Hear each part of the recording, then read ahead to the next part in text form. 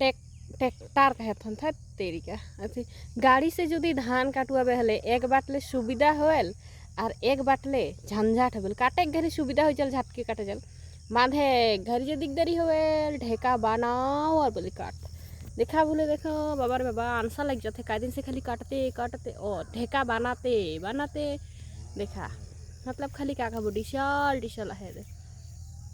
ऐसे टाइप कर जे आहे इमन के खान ढेका बनाओ और बोले बांध और हाथ का तो जे अवस्था खराब हो जाते का खाबो काटाई के छोछराई के काटाई के ठीक हो जाते मगर का करबे बांधे तो लगी पाटासी भी तो नोचबे कितना बगरा नोचबे कितना बगरा ले पाटासी नोचबे कैल तो आधा पाटासी नोच के बड़े बड़े बांध दिए मोर मास एकदम और वो तो बागरा बांधेला मोह तो तनी काम थी बांधन दिल करके तनी आवन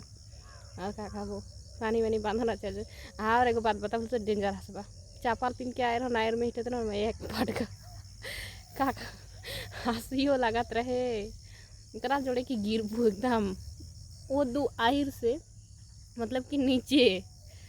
हंसी लग जाए रहे सही।